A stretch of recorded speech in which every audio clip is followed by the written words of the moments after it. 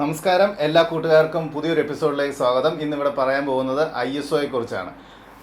മറ്റ് ക്ലാസ്സുകളിൽ കഴിഞ്ഞ എപ്പിസോഡുകളിൽ ഷട്ടർ സ്പീഡിനെ കുറിച്ചും അപ്പച്ചറിനെ കുറിച്ചും ഒക്കെ പറഞ്ഞുണ്ടായി. അത് ദയവായി പോയി കാണുക. അതിൻ്റെ ഒരു തുടർച്ചയായിട്ടാണ് ഈ ISO വരുന്നത്. ഇതിൻ്റെ മൂന്നിൻ്റെയും കൂടെ ഒരു കോമ്പിനേഷനാണ് ഒരു നല്ല ചിത്രത്തിലേക്ക് നിങ്ങളെ നയിക്കുന്നത്. അപ്പോൾ ദയവായി അത് കണ്ടിട്ടില്ലാത്തവർ പോയി എഫ് സ്റ്റോപ്പ്, അതായത് അപ്പച്ചറിനെ കുറിച്ചും ഷട്ടർ സ്പീഡിനെ കുറിച്ചുമുള്ള മറ്റ് ക്ലാസ്സുകൾ കാണുക. അപ്പോൾ ISO എന്ന് പറയുന്നത് ഒരു ക്യാമറയെ സംബന്ധിച്ചിടത്തോളം ഒരു പ്രധാന ഘടകമാണ്. ഇപ്പോൾ ചില സാഹചര്യങ്ങളിൽ നമുക്ക് ഫ്ലാഷ് യൂസ് ചെയ്യാൻ സാധിക്കത്തില്ല. ഉദാഹരണത്തിന് ഇപ്പോൾ ഒരു പള്ളിയിലോ ഇപ്പോൾ ഒരു ഈവൻറ്റ് നടക്കുന്നിടത്ത് നിങ്ങൾക്ക് ദൂരെയാണ് സ്റ്റേജ് പ്രോഗ്രാം, നിങ്ങൾക്ക് ഉപയോഗിക്കുന്ന ഫ്ലാഷ് അങ്ങ് വരെ റീച്ച് ചെയ്യത്തില്ല. അങ്ങനെയുള്ള സാഹചര്യങ്ങളിൽ പിന്നീട് അങ്ങനെ ഫ്ലാഷ് ഉപയോഗിക്കാൻ പറ്റാത്ത സാഹചര്യങ്ങളിൽ നമുക്ക് ചെയ്യാൻ പറ്റുന്നത് നമുക്ക് ആംബിയൻ ലൈറ്റിനെ മാത്രമാണ് ഇപ്പോൾ ഉപയോഗിക്കാൻ പറ്റുന്നത്. അപ്പോൾ അതിനനുസരിച്ച് നമ്മൾ സെറ്റ് ചെയ്തിരിക്കുന്ന നമ്മുടെ എഫ് സ്റ്റോപ്പ്, ഉദാഹരണത്തിന് ഇപ്പോൾ ഞാൻ f2.8 വരെ സപ്പോർട്ട് ചെയ്യുന്ന ഒരു ലെൻസാണ് ഇപ്പോൾ ഉപയോഗിക്കുന്നത് ഇരുന്നോട്ട്. എനിക്ക് അപ്പം നമ്മൾ ഉപയോഗിക്കുന്ന അപ്പച്ചർ മാക്സിമം ലൈറ്റ് കിട്ടാൻ വേണ്ടി നമ്മൾ മാക്സിമം f2.8 ഉപയോഗിക്കുന്നു എന്ന് ഇരിക്കുക. അതിനുശേഷം നമുക്ക് ഷട്ടർ സ്പീഡ്, ഇപ്പോൾ മൂവിങ് ഒബ്ജക്റ്റ് ആണ്, ചെറുതായിട്ടുള്ള ആളുകളുടെ നടക്കവും ഒക്കെ ആണെന്നുണ്ടെങ്കിൽ നമുക്ക് വളരെ ലോ ഷട്ടർ സ്പീഡിലേക്ക് പോകാൻ പറ്റത്തില്ല. അപ്പോൾ ഒരു 1/60 1/80 അല്ലെങ്കിൽ ഒരു 1/100 നമ്മൾ സെറ്റ് ചെയ്തു. നമുക്ക് ഉപയോഗിക്കാൻ പറ്റുന്ന മാക്സിമം വലിയ ഹോളായിട്ടുള്ള മിനിമം നമ്പർ 2.8 എന്ന് പറഞ്ഞ ലെൻസിൻ്റെ വലിയ ഓപ്പണിംഗ് കൊടുത്തു. അപ്പം എല്ലാ രീതിയിലും നമ്മൾ മാക്സിമം ലൈറ്റ് സെൻസറിലേക്ക് കടത്തി വിട്ടു. എന്നിട്ട് പോലും നമുക്ക് അണ്ടർ എക്സ്പോസ്, അതായത് ഇരുണ്ടിരിക്കുന്ന ചിത്രങ്ങളെ അണ്ടർ എക്സ്പോസ്ഡ് ഫോട്ടോസ് എന്നാണ് പറയുന്നത്. അപ്പോൾ ഇരുണ്ട് നമുക്ക് കറക്റ്റായിട്ട് എക്സ്പോസ് ആയിട്ടില്ല. അങ്ങനെ വരുന്ന ഒരു സാഹചര്യത്തിൽ ഇരിക്കുന്ന ഫോട്ടോ ആണ് നമുക്ക് കിട്ടുന്നതെങ്കിൽ വേറെ ഒരു രീതിയിൽ നമുക്ക് എക്സ്റ്റേണൽ ലൈറ്റ് യൂസ് ചെയ്യാൻ പറ്റുന്നില്ല. നമുക്ക് ഷട്ടർ സ്പീഡ് താക്കാൻ പറ്റുന്നില്ല. കാരണം ഷട്ടർ സ്പീഡ് ആവശ്യത്തിൽ കൂടുതൽ കുറയ്ക്കുകയാണെങ്കിൽ, മിനിമം വേണ്ടുന്നതിൽ കൂടുതൽ താഴേക്ക് പോകുകയാണെന്നുണ്ടെങ്കിൽ ആ ഇമേജ് ഗോസ്റ്റായിട്ട് ബ്ലേഡ് ആയിട്ട് പോകും, അത് ഉപയോഗമില്ലാതായി പോകും. അപ്പം അത്തരം സാഹചര്യങ്ങളിൽ നമുക്ക് പിന്നെ ചെയ്യാൻ പറ്റുന്ന ഒരേ ഒരു ഘടകമാണ് ISO എന്ന് പറയുന്നത് ഞാൻ നേരത്തെ പറഞ്ഞതുപോലെ ഇതൊരു ആർട്ടിഫിഷ്യൽ ലൈറ്റ് സെൻസറിനെ കൂടുതൽ സെൻസിറ്റീവ് ആക്കി കൊടുത്തിട്ട് ആ ലൈറ്റ് സെൻസറിലേക്ക് കൊടുക്കുന്നതാണ് ഒരു ആർട്ടിഫിഷ്യലായിട്ടൊരു ലൈറ്റ്. അപ്പം പണ്ടത്തെ ക്യാമറകളിലാണെങ്കിൽ, ഫിലിം ക്യാമറകളിലാണെങ്കിൽ ഇതിന് നമ്മൾ പലതരത്തിലുള്ള ഫിലിംസ് ആയിരുന്നു യൂസ് ചെയ്യുന്നത്. 200ൻ്റെ ഫിലിം, 400ൻ്റെ ഫിലിം, 600 അങ്ങനെ പറഞ്ഞ് ഫിലിമിനകത്ത് 600 സ്പീഡുള്ള ഫിലിം നമ്മളത് പറയുന്നത് ഈ ഒരു സെൻസിറ്റിവിറ്റിയുടെ പോലെയാണ്. അപ്പം ഡിജിറ്റലിലേക്ക് വരുമ്പോൾ ഇത് ഡിജിറ്റലി ആർട്ടിഫിഷ്യലായിട്ട് നമ്മൾ സെൻസറിലേക്ക് കൊടുക്കുകയാണ്. അപ്പോൾ ഇനി ഇത്തരം സാഹചര്യങ്ങൾ നമ്മൾ നോർമലി ഉപയോഗിക്കുന്ന ഇപ്പോൾ ഇതെല്ലാം പിന്നെ ISOയുടെ ഒരു ഘടകം എന്ന് പറയുമ്പോൾ ഇത് ആ ക്യാമറയുടെ നിർമ്മാതാവിൻ്റെയും ക്യാമറയുടെ ക്വാളിറ്റിയും അനുസരിച്ച് ISO കേപ്പബിലിറ്റി, അതായത് ISO ഉപയോഗിക്കുമ്പോൾ ഉള്ള കഴിവ് മാറിക്കൊണ്ടിരിക്കും. ISO കൂടുന്നതിനനുസരിച്ച് കൂടുതൽ ലൈറ്റ് കിട്ടും. അപ്പം നമുക്ക് ഒരു സാഹചര്യത്തിൽ എഫ് സ്റ്റോപ്പ് മാറ്റാൻ പറ്റുന്നില്ല, ഷട്ടർ സ്പീഡ് കുറയ്ക്കാൻ പറ്റുന്നില്ല. ഇത്തരം സാഹചര്യത്തിൽ മൂന്നാമത്തെ ഓപ്ഷൻ എന്ന് പറയുന്നത് ISO മാക്സിമം കൂട്ടുകയാണ്. 100 മാറി 200, 300, 500, 1000, 10,000 വരെ അതിലും മുകളിലേക്ക് പോകുന്ന 5D Mark III പോലുള്ള ക്യാമറകളുണ്ട്. നിക്കോണിൻ്റെ ആണെങ്കിൽ D4 സീരീസൊക്കെ ഉണ്ട്.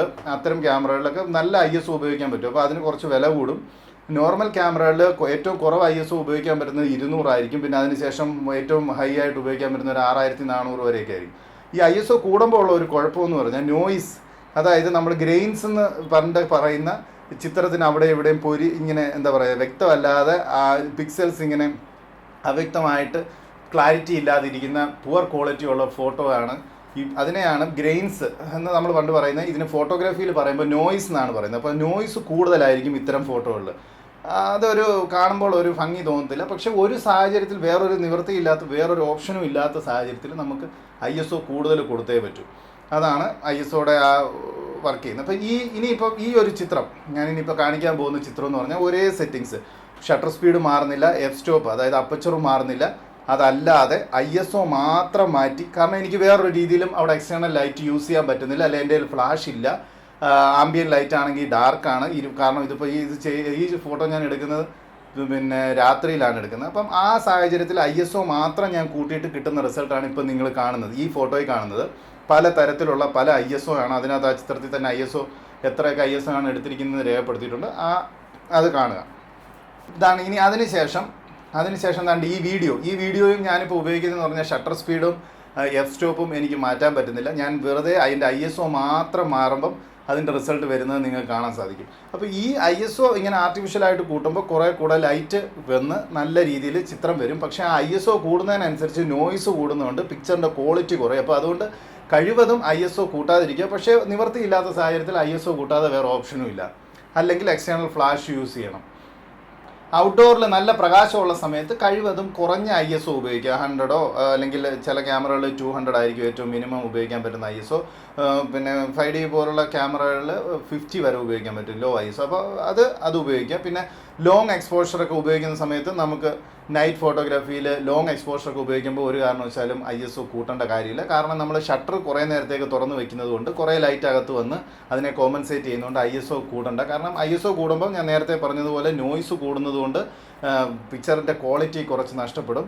അല്ലെങ്കിൽ നല്ല ക്യാമറകൾ ആ സെൻസർ അത്രത്തോളം നല്ല ക്വാളിറ്റിയുള്ള സെൻസർ ആണെങ്കിൽ മാത്രമേ അതിനെ കോമ്പൻസേറ്റ് ചെയ്ത് ഒരുവിധം നല്ല ചിത്രങ്ങൾ കിട്ടും. അപ്പോൾ അതുകൊണ്ട് ISO എന്ന് പറയുന്നത് ഫ്ലാഷ് പോലെ തന്നെ ലൈറ്റ് കൊടുക്കുന്ന ഒരു ഘടകമാണ്.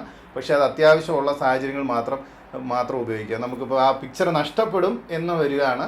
ഇപ്പോൾ ISO കൂട്ടാതിരിക്കേണ്ട കാര്യമില്ല. ഇപ്പോൾ നോയ്സ് വരുമെന്ന് പറഞ്ഞുകൊണ്ട് നമ്മൾ ആ പിക്ചർ നഷ്ടപ്പെടുത്താതിരിക്കേണ്ട കാര്യമില്ല.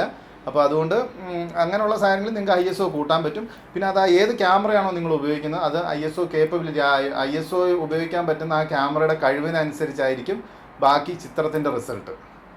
അപ്പോൾ നിങ്ങൾക്ക് ഇനി ഇതിനെക്കുറിച്ച് ISOയെക്കുറിച്ച് എന്തെങ്കിലും സംശയം ഉണ്ടെങ്കിൽ ദയവായി കമൻ്റായിട്ട് താഴെ എഴുതി അറിയിക്കാം. പിന്നീട് എൻ്റെ ഫേസ്ബുക്ക് ലിങ്ക് ഉണ്ട്, അത് നിങ്ങൾക്ക് യൂസ് ചെയ്യാം, ഫ്രണ്ട് റിക്വസ്റ്റ് അയക്കാം. നിങ്ങൾക്ക് എന്തെങ്കിലും സംശയങ്ങൾ ISOയെക്കുറിച്ചുണ്ടെങ്കിൽ ചോദിക്കാൻ മടിക്കണ്ട, ഞാൻ എത്രയും പെട്ടെന്ന് അതിനുള്ള മറുപടി തരുന്നതായിരിക്കും. പിന്നെ ഇഷ്ടപ്പെട്ടെന്നുണ്ടെങ്കിൽ മാത്രം പോകുന്നതിന് മുമ്പ് ഒരു ലൈക്ക് ബട്ടൺ അതിൽ ക്ലിക്ക് ചെയ്യുക, മറ്റു കൂട്ടുകാരുമായിട്ട് ഷെയർ ചെയ്യുക, ഉപകാരപ്രദമാണെന്ന് തോന്നുവാണെങ്കിൽ. അപ്പം അടുത്തൊരു എപ്പിസോഡുമായി ഉടൻ തന്നെ കാണാം. നന്ദി, നമസ്കാരം.